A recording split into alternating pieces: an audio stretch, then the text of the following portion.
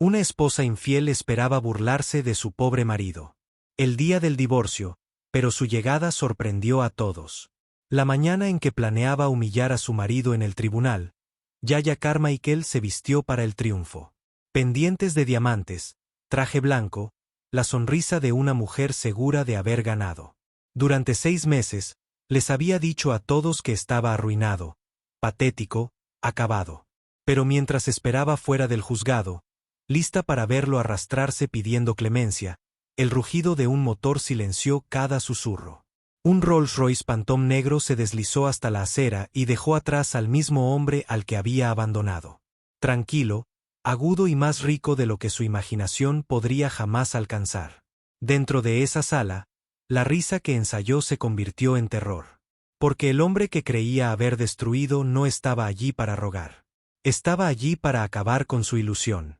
El calor de Texas brillaba contra el mármol del juzgado del condado de Travis. 6 meses habían transcurrido lentamente desde que Yahya Carmichael solicitó el divorcio. 6 meses de chismes, rumores de peluquería y pies de foto en Instagram sobre cómo finalmente se había liberado del fracaso. Hoy era su vuelta de la victoria. Estaba de pie en lo alto de la escalinata del juzgado con un traje blanco que hacía juego con el brillo de sus dientes. Su madre se encontraba a su lado, con las perlas tintineando con cada movimiento. Y Trent Avery, su amante, la expareja de su exmarido, se ajustaba los gemelos de oro con esa clase de arrogancia que el dinero compra antes de ganarlo. «Apuesto a que llega tarde», murmuró Trent. Laya rió suavemente.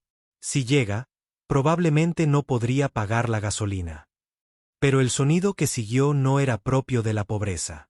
Era un ronroneo mecánico que hizo que incluso los alguaciles miraran hacia la calle.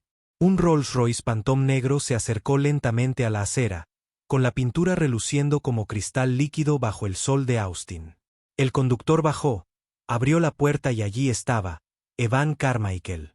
El hombre que todos habían descartado parecía tallado en otra vida. Traje azul marino a medida, reloj que captaba la luz sin proponérselo. Pasos tranquilos que se adueñaban del silencio. Asintió una vez al guardia de seguridad. «Buenos días, señor Carmichael», dijo el guardia, como si el título perteneciera a alguien poderoso. La sonrisa de Laya se desvaneció. «Lo alquiló». Siseó demasiado fuerte. Los fans de su madre aminoraron el paso. A Trent se le hizo un nudo en la garganta. La mirada de Evan los recorrió. Sin ira, sin sonrisa burlona, solo la clase de compostura que provoca escozor por la culpa. Pasó a su alcance. El tenue aroma a colonia cara impregnaba el aire que ella solía reclamar como suyo. «Sr. Carmichael, sala 3A», llamó un empleado. «Gracias», respondió con serenidad y entró. Laya forzó una risa. Debía pensar que fingir soluciona el fracaso. Pero la risa no llegó. El juzgado de repente se sintió demasiado brillante, demasiado público. Mientras lo seguían, sus tacones resonaron más fuerte de lo previsto. Dentro, el aire acondicionado sustituyó la calefacción, pero la tensión persistía. Los abogados revolvían papeles. Los periodistas revisaban lentes. En algún lugar de la última fila, un funcionario del tribunal susurró: «Ese es el emprendedor que desapareció». Evan se sentó en silencio a su mesa, con los dedos apoyados en un cuaderno negro, con los bordes desgastados y una sola goma elástica. Laya lo notó y sintió una ondulación. No supo qué decir. Ese cuaderno había sobrevivido a todo. Solía burlarse de él por llevarlo a todas partes. El juez entró. «El tribunal está en sesión». Evan miró al frente con expresión indescifrable. Laya se inclinó hacia Trent. ¿Por qué estaba tan tranquilo? Trent no respondió. Miraba fijamente al hombre que una vez le rogó un préstamo, ahora sentado más erguido, más firme, como alguien que ya no le debía nada a nadie. Afuera, el Rolls-Royce esperaba a la luz del sol, brillando como un presagio.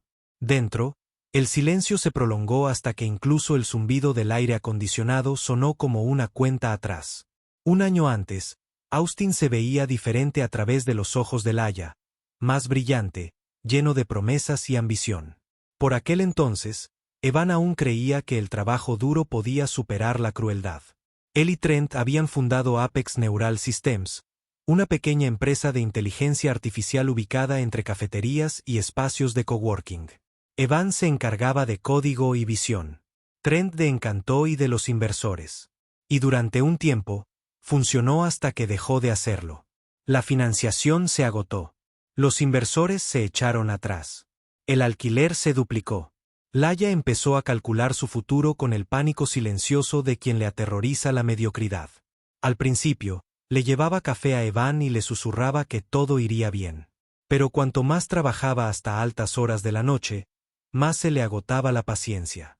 Una noche, llegó a casa exhausto, con una bolsa de comida para llevar en lugar de rosas. Ella apenas levantó la vista del teléfono. Te dije que no podemos vivir de sueños, Evan. Estamos unidos, dijo con voz ronca. Solo necesito. No, tú necesitas. Necesito estabilidad. No discutió. Simplemente dejó la comida, asintió una vez y tomó la libreta negra que vivía sobre su escritorio como un testigo silencioso. Dentro, escribió algo. Lentamente, deliberadamente, ella puso los ojos en blanco. Tú y ese estúpido diario. Me mantiene cuerdo, dijo él, sin levantar la vista. Y algún día me recordará quien cambió cuando el dinero se fue de la habitación. La frase no le significó nada entonces, pero algún día volvería a sonar como una profecía. Semanas después, Trent empezó a visitarla con más frecuencia. Venía con vino caro, consejos de negocios y una empatía ensayada a la perfección. Cuando Evan estaba en la oficina, Trent se sentaba en la cocina, con las mangas arremangadas, fingiendo escuchar su dolor. Nunca le tocaba la mano. Todavía no. Pero la atención era oxígeno para alguien que se asfixiaba en el resentimiento. Entonces llegó la reunión. Evan y Trent se sentaron frente a inversores de capital riesgo que sonreían desmesuradamente. Financiaremos Apex, pero su director de tecnología debe hacerse a un lado, dijo el inversor. Evan se quedó paralizado. Eso no es negociable. Son negocios, añadió Trent rápidamente, evitando mirar a Evans. Yo me encargo de las operaciones. Tú concéntrate en el desarrollo de productos. Parecía una colaboración, pero era el comienzo del exilio. En un mes, Trent había reescrito los acuerdos y cautivado a nuevos interesados. Evan fue expulsado temporalmente. Laia lo consideró un alivio. Te está ayudando, dijo, sentada en el borde de la cama. No eres un líder, Evan. Eres amable. Pero la amabilidad no sobrevive en el mundo. Cerró el cajón con cuidado y guardó el cuaderno dentro. Tienes razón, susurró. La amabilidad no sobrevive, evoluciona. Esa fue la noche en que dejó de dar explicaciones. A la mañana siguiente, la besó en la frente y se fue temprano a una reunión que nunca existió. Laia apenas se dio cuenta. Trent llegó esa tarde con champán, afirmando haber salvado la empresa. Ella aún no lo sabía. El hombre por cuya pérdida brindaron ya había empezado a construir el silencio que un día los aplastaría a ambos. La lluvia nunca duraba mucho en Austin, pero esa tarde el cielo parecía empapado. Dentro de Apex Neural Systems, la sala de conferencias de cristal brillaba con una luz azul y una silenciosa traición. Trent paseaba con un encanto que engañaba a los inversores, pero no a las paredes. Evan estaba de pie al otro extremo de la mesa, con el portátil abierto, el código deslizándose por la pantalla como la evidencia de un latido moribundo. Es temporal, dijo Trent con suavidad.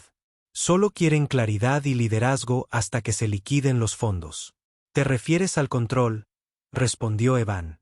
Semántica a su alrededor. Dos inversores de riesgo con blazers a medida asintieron, fingiendo neutralidad. Laia estaba sentada cerca de la esquina, vestida de beige con confianza, fingiendo no sentir el peso de lo que estaba sucediendo.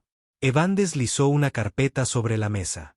Sus últimos diagramas de patentes, arquitecturas de lenguaje neuronal dibujadas a mano. Puedes quedarte con la presentación del producto, dijo, pero no con mi código. Mi nombre permanece en todo. Por supuesto, dijo Trent rápidamente, con una sonrisa tensa. Protegeremos tus intereses. La frase era puro veneno envuelto en cortesía. Esa noche, Evan llegó tarde a casa. La casa parecía prestada. Su perfume flotaba en el aire como la vida de otra persona. Laia estaba sentada en el sofá mirando fotos de vestidos de gala que no podía permitirse. No luchaste por ello, dijo. Trent sí. Trent luchó por sí mismo, respondió en voz baja. Construí algo que valía la pena robar, eso es todo. Y dejaste que se lo llevara. No discutió. Fue al escritorio y escribió una sola línea en el cuaderno. La confianza muere en silencio. Pasaron las semanas. Firmó los documentos de reestructuración mientras Laia estaba detrás de él, con el teléfono vibrando con mensajes de texto trans a altas horas de la noche. Cada papel se sentía más pesado, pero dentro de un párrafo insertó una cláusula que solo los abogados que realmente leían notarían. La propiedad intelectual permanece bajo la titularidad retenida de los creadores, intransferible sin consentimiento escrito. Cuando deslizó el contrato, Trent apenas lo hojeó. «¿Estamos bien?», asintió Evan. «Mejor de lo que crees». Para agosto, el nombre de Evan había desaparecido de la página web. Laia lo llamó inevitable. Él lo llamó necesario. Trent empezó a llevarlo a casa después de las reuniones de cortesía. Sus conversaciones se tornaron corteses y clínicas. «Llegarás a algún sitio», dijo Trent una noche. «Tienes talento, pero no estás hecho para este nivel». Evan sonrió levemente. «Quizás tengas razón. Pero yo construyo cosas que duran más que nombres en puertas». 2 días después, Laia encontró una nota en la encimera de la cocina. «No me esperes despierto». Supuso que estaba de mal humor. En realidad, estaba incendiando los puentes que había dejado atrás. Descargando silenciosamente copias de seguridad de su código, vaciando la casa de cualquier cosa sentimental. Cuando Trent llegó con vino esa noche, no preguntó por qué había desaparecido el cepillo de dientes de Evan. Simplemente sirvió 2 copas y brindó por un nuevo comienzo. Afuera, las luces del vecindario parpadeaban contra las nubes de tormenta. En algún lugar del centro, un hombre con un cuaderno negro cerró la tapa de su portátil y caminó bajo la lluvia, desapareciendo no por la derrota, sino por el diseño. La niebla de San Francisco se extendía sobre la bahía como un secreto lento. Evan Carmichael bajó del autobús nocturno desde Austin con 2 maletas y un cuaderno lleno de pérdidas. Alquiló un estudio encima de una tienda de fideos donde las paredes sudaban vapor y el techo goteaba al ritmo de sus dudas. No le dijo a nadie dónde había ido. Simplemente se desvaneció. Como un hombre herido se esconde antes de que le crezcan garras. Los días se difuminaban en código de cafeína y silencio. Recableó sus viejos algoritmos a la luz de las velas. Sus dedos crujían de tanto escribir. Por las mañanas, corría por el embaradero, viendo oficinas multimillonarias brillar con la arrogancia de hombres como Trent. Cada amanecer era una promesa. «Construiré algo que no puedan robar». Fue en un café cerca de Market Street donde conoció a Harper Dawson, viuda de su difunto mentor, el Dr. Alan Dawson. Ella reconoció la mirada atormentada antes de que él hablara. Alan solía llegar a casa con esa misma expresión. Dijo en voz baja. Él decía que el genio es un moretón solitario. «Me lo enseñó todo», respondió Evan. «Entonces déjame devolverte el favor. Ven al laboratorio». Ha estado acumulando polvo desde que murió. El laboratorio se encontraba tras un almacén reconvertido, lleno de prototipos olvidados y el fantasma de la ambición. Durante 6 meses, Harper y Evan convirtieron ese espacio en un horno. Ella trataba con discreción a los inversores. Él construía sin descanso, durmiendo 3 horas cada noche.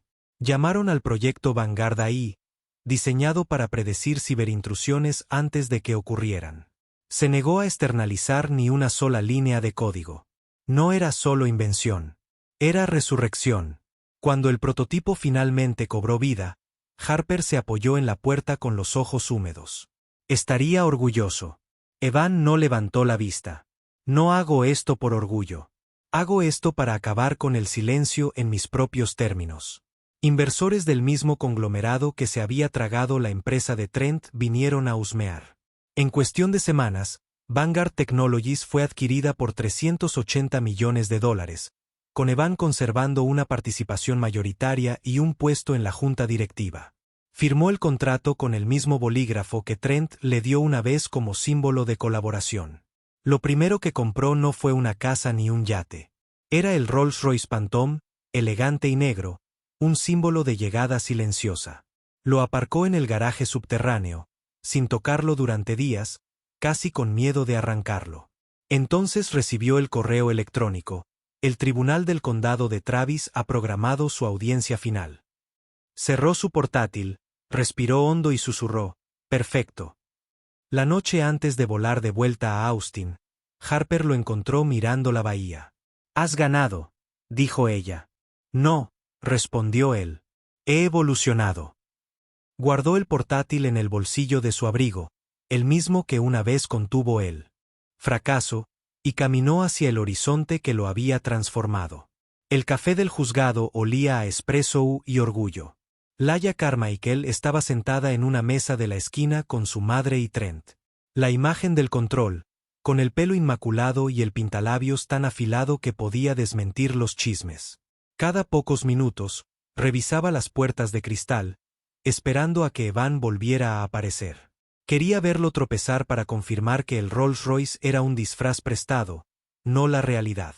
Probablemente le rogó a alguien que se lo prestara, dijo su madre, removiendo azúcar en su café. Ese hombre nunca podría permitirse un pulido. Laia sonrió con suficiencia. Está desesperado por salvar las apariencias. Una vez firmados los decretos, volverá a desaparecer. Trent rió entre dientes sin humor. Que disfrute de su pequeño espectáculo. Después de hoy, es una nota a pie de página. Pero había inquietud detrás de la sonrisa de Trent. Su teléfono vibró con una llamada de la oficina. Un asistente le preguntaba si había oído hablar de un nuevo contrato de seguridad firmado por Vanguard Technologies. El nombre se le clavó en el pecho como una astilla. Colgó rápidamente y miró por la ventana. El abogado de Evans acababa de pasar. Un hombre mayor con un traje gris oscuro con 2 sobresellados. Se los entregó a un empleado en el mostrador de registro con serena autoridad. «Ese es su abogado». Trent murmuró. Así que Laia preguntó, «¿Entonces no se hace el pobre?». Dentro de la sala, Evan ya estaba sentado a su mesa, perfectamente sereno. Sin golpeteos, sin inquietud, solo presencia.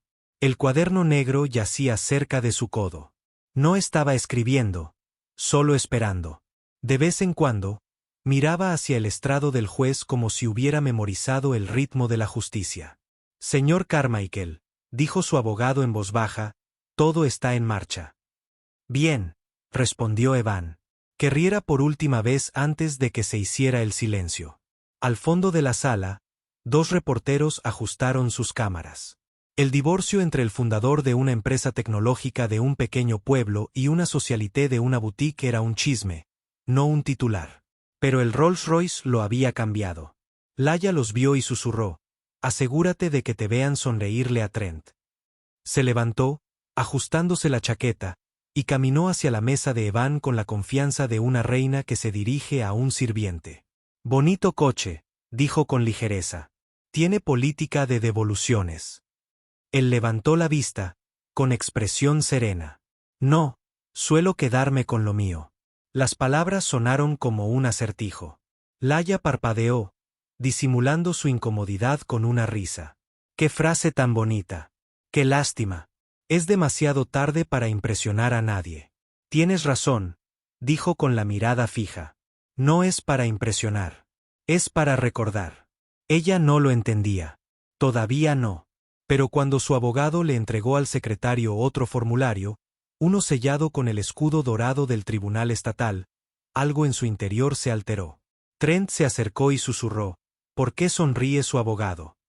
Laia se enderezó, fingiendo no oírlo porque estaba perdiendo con elegancia. Pero su voz la traicionó. Fuera de las ventanas, el Rolls-Royce esperaba bajo el resplandor del sol texano, aún brillante, aún paciente, como el tranquilo final de una larga guerra. La calma de Evan inquietó a todos, y el susurro que se extendió por la sala transmitió la frase que nadie esperaba. Eso no es un coche de alquiler. La audiencia ni siquiera había comenzado, y algo invisible ya se había vuelto contra ella. El pasillo del juzgado se sentía más frío después del receso. Laya se volvió a pintar los labios con precisión temblorosa, fingiendo control. Los periodistas revoloteaban como buitres tras las puertas de cristal. Su madre susurraba oraciones que más bien parecían maldiciones, mientras Trent paseaba junto al dispensador de agua, tecleando en su teléfono hasta que la pantalla se oscureció. Acababa de volver a revisar los archivos de Vanguard Technologies, números que no deberían existir, contratos que no deberían llevar el nombre de Evan. Sin embargo, ahí estaba. Evan Carmichael, director técnico y accionista mayoritario. Tragó saliva con dificultad. ¿Por qué sigues mirando esa página?, espetó Laya. Porque no me gustan las sorpresas, murmuró Trent. Cuando volvieron a entrar, Evan ya estaba sentado. Tranquilo. Su abogado susurró algo, y Evan asintió levemente, de esos que indican que todo marchaba según lo previsto. Laya captó el gesto y forzó una risa. No creía que solo intentara parecer seguro, le dijo a Trent. Es una actuación. Entonces, ¿por qué siente que la sala le pertenece? El juez aún no había regresado, pero la energía había cambiado. Evan permaneció sentado como si ya hubiera oído el veredicto, y éste le favorecía. El cuaderno negro reposaba cerca de su mano, una reliquia familiar de una vida pasada, y su bolígrafo giraba lentamente entre sus dedos.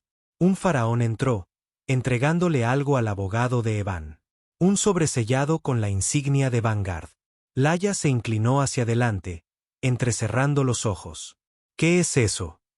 Procedimiento habitual, dijo Trent, aunque con la voz quebrada. El abogado se levantó un instante para entregar el sobre al secretario. Información complementaria, su señoría, anunció. El juez asintió sin levantar la vista. La calma de Evans era demasiado deliberada. No era arrogancia. Era certeza. No miró a Laya, no le habló a Trent. Solo se ajustó los gemelos. Plata que reflejaba la luz fluorescente para un hombre que alguna vez fue etiquetado como pobre. Todo en él ahora irradiaba dinero y poder ganados, no prestados. El teléfono de Trent volvió a vibrar. Se giró ligeramente, mirándolo debajo de la mesa. Otra notificación. Vanguard adquiere la empresa matriz de Averitech. Se quedó paralizado. La sangre se le borró del rostro. Averitech, la misma empresa que sus inversores habían vendido a un grupo más grande meses antes. Vanguard ahora controlaba toda la cadena. Evan no solo ganó. Era su dueño.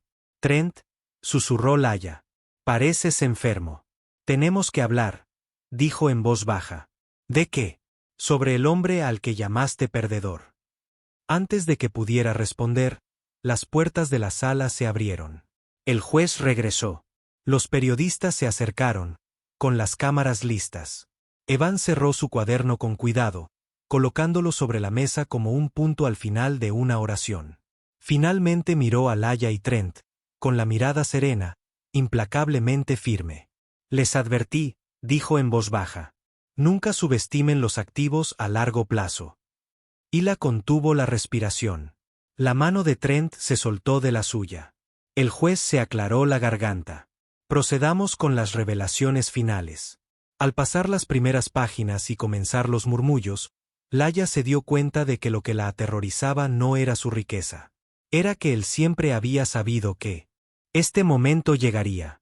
Los ruidos de la sala se desvanecieron en un zumbido distante mientras la mente de Evan retrocedía en el tiempo hasta las noches en que su venganza comenzaba a tomar forma.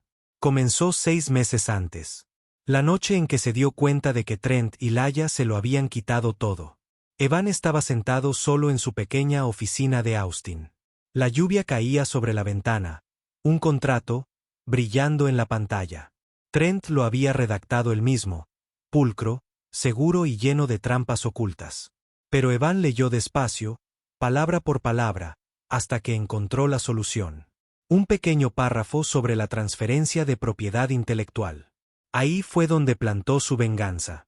Todo software propietario y el código relacionado permanecerán bajo la propiedad personal del creador y no podrán transferirse sin consentimiento escrito. Lo imprimió, firmó y lo deslizó sobre la mesa. Borrador final, había dicho. Trent apenas lo hojeó antes de firmar. Un trazo de tinta descuidado selló su propia caída. Meses después, San Francisco. Evan estaba en el silencioso laboratorio de Harper Dawson, con la niebla de la ciudad presionando contra el cristal. Los camareros zumbaban como si estuvieran construyendo algo que lo cambiaría todo. Harper lo observaba trabajar, a veces trayendo comida que él olvidaba comer. No hables de ella, dijo una noche.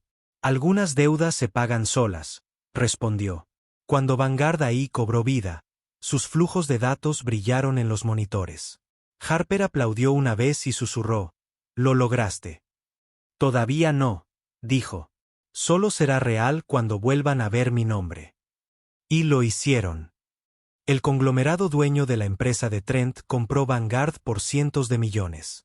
Evan firmó el acuerdo con silenciosa satisfacción. El poder había regresado.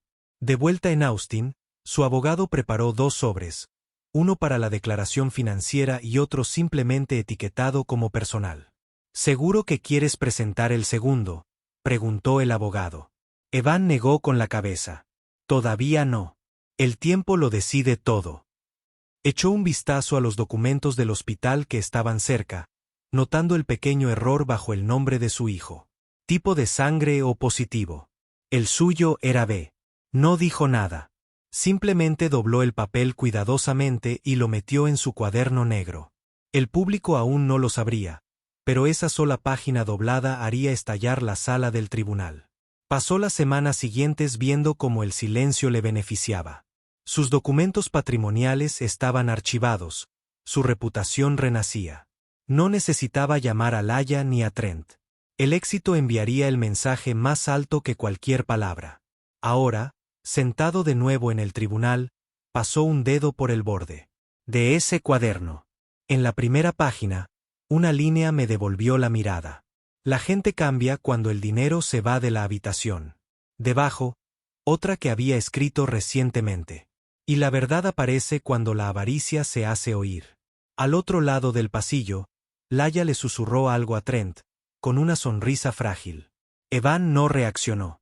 El juez se ajustó las gafas.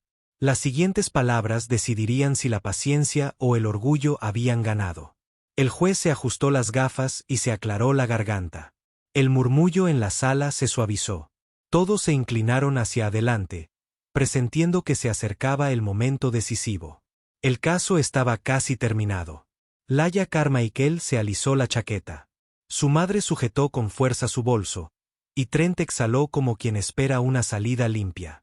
Juez, antes de emitir el decreto final, ¿hay algún asunto financiero pendiente o alguna solicitud del consejo? El abogado de Laya se puso de pie con confianza. El abogado de Laya. Sí, su señoría. Dado que la señora Carmichael ha mantenido la custodia principal de sus 3 hijos durante los últimos 6 meses, solicita la manutención completa de sus hijos y la cobertura de la matrícula de su escuela privada y la atención médica. Laya se sentó, más alto, con la mirada fija en los periodistas. Ahí estaba, el último golpe. Su victoria era completa. Al otro lado del pasillo, Evan no se inmutó.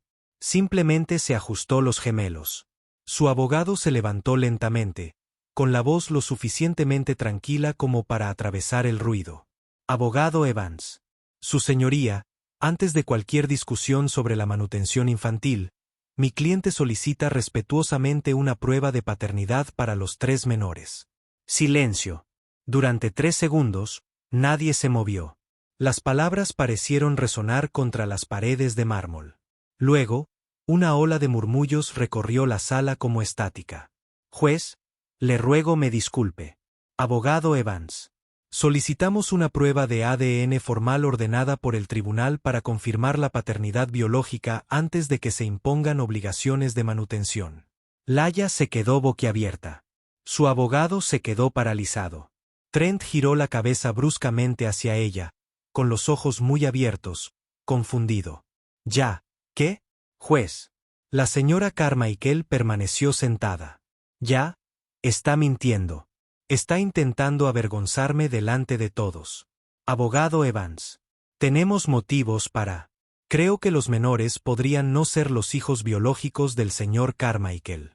Hay inconsistencias en los registros médicos, incluyendo la documentación del grupo sanguíneo. Evan finalmente la miró con calma y frialdad. Evan, dijiste que era demasiado confiada, Laya. Tenías razón. El corazón le retumbaba en los oídos. Se giró hacia su abogado, pero éste ya estaba pálido. El abogado de Laya. Su señoría, esto no tiene fundamento. Juez, silencio. Se toma nota de la moción. El juez hojeó el expediente que le entregó el abogado de Evans, examinando la documentación del hospital que contenía. El silencio que siguió fue tan intenso que podría haber sido roto por un susurro. Juez, se concede la moción de prueba de paternidad. Todas las resoluciones financieras, incluyendo la manutención infantil, quedan suspendidas hasta que se confirmen los resultados. El tribunal se reunirá de nuevo tras recibir esos resultados. El gavel cayó una vez. Fuerte final. Laya se desplomó en su silla, con los labios temblorosos, la mirada fija en Trent. Me dijiste que nunca lo descubrirían, susurró. El rostro de Trent se desvaneció. ¿Qué acabas de decir? Periodistas. Estalló la tensión. Los flashes de las cámaras se encendieron. El juez impuso orden, pero el caos ya había llegado. Evan se levantó lentamente, recogió su cuaderno y pasó junto a ellos sin mirarlos. No parecía enojado. Parecía acabado. En la puerta, se detuvo el tiempo justo para decir una frase en voz baja. La verdad no humilla a la gente, Laya. Las mentiras sí lo hacen. Y se fue. Las puertas se cerraron tras él como un veredicto propio. La noticia saltó antes de que el juzgado pudiera controlarla. Por la mañana, todas las grandes cadenas locales tenían el mismo titular. El multimillonario fundador de una empresa tecnológica exige una prueba de ADN para sus 3 hijos durante la audiencia de divorcio. Los periodistas acamparon frente al juzgado del condado de Travis. Las lentes de los paparazzi brillaban bajo el sol texano, listas para devorar cada expresión. Laya llegó primero, envuelta en un abrigo negro y gafas de sol. La misma mujer que antes se esforzaba por llamar la atención, ahora se estremecía ante ella. Su madre susurraba oraciones frenéticas. Trent la seguía, con la mandíbula apretada, su teléfono vibrando sin parar con llamadas de inversores que se negaba a contestar. No había dormido. Sabía que algo se avecinaba. Cuando Evan entró, el ruido exterior se suavizó como si el aire mismo lo respetara. Vestía el mismo traje azul marino, pausado, y legible. El secretario se adelantó con un sobresellado con los resultados de ADN aprobados por el Estado. El juez entró y tomó asiento. Juez, procedamos. Consejo, ambos revisaron la verificación del laboratorio. Abogado de Evans.